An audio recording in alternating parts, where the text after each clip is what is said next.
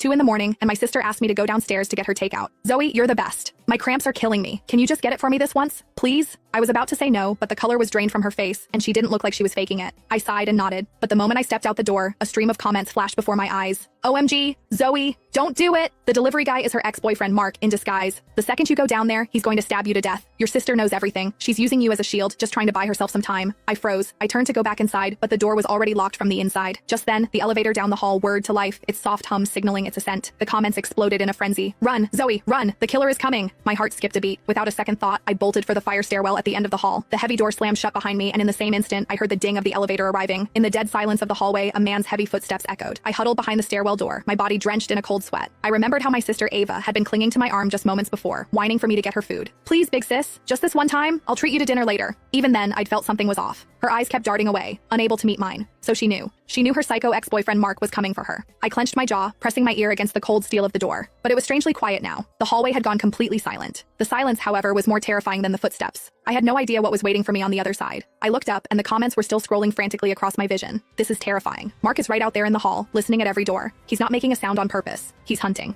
I can't even imagine what would have happened if Zoe hadn't run in time. This is just like last time. Zoe didn't know about Mark, and he stabbed her to death right outside her own door. And her sister Ava just listened to her scream for help and never, ever opened the door. Her and Mark are both murderers. Damn right. And after everything Zoe's done for her, Zoe, you can't let her get away with this. Seriously, I'm so pissed. When you get out of this, you have to cut her off. A backstabbing bitch like that doesn't deserve to be your sister. The hallway was still silent. Hiding in the stairwell, I quietly pulled out my phone and called Ava. My voice was flat, devoid of emotion. Your food's here. Open the door. I could hear Ava's ragged, panicked breathing. Zoe, I'm sorry, I was wrong. I didn't actually order any food. Mark said he wouldn't let me go. I thought you could help me. He wouldn't hurt you, right? Can you just talk to him for me, please? Mom and Dad always said you have to take care of me because you're the big sister. You can't just leave me to die. I bit down hard, my teeth grinding together. Before I could say a word, she hung up, probably terrified of what I was about to scream at her. So Ava knew everything. She was deliberately sending me to my death. I took a deep, shuddering breath, forcing myself to calm down. Panicking wouldn't help. The only way to survive was to get out of the building as fast as possible. If I stayed here, Mark would find me eventually. Steeling myself, I started to creep silently down the stairs. But just as I took the first step, the stairwell light flickered on without warning, blinding me. My first thought was, I'm screwed. The light from the stairwell would bleed through the door's window, creating a bright rectangle in the otherwise pitch-black hallway. It was like painting a target on my back. A second later, I heard it. The sound of footsteps in the hall, slow and deliberate, like death itself approaching. I didn't think twice. I flew down the stairs, taking them 2, 3 at a time. Behind me, the stairwell door slammed shut. Mark was coming after me. While running, I managed to dial my mom, my voice trembling. Mom, you have to come help me. Ava's trying to get me killed. My mom's voice was sharp with annoyance. Don't you start with that attitude, Zoe. I ask you to do one simple thing. Watch out for your sister, and this is how you behave. Ava has always been a good girl. You're the one who's always causing trouble.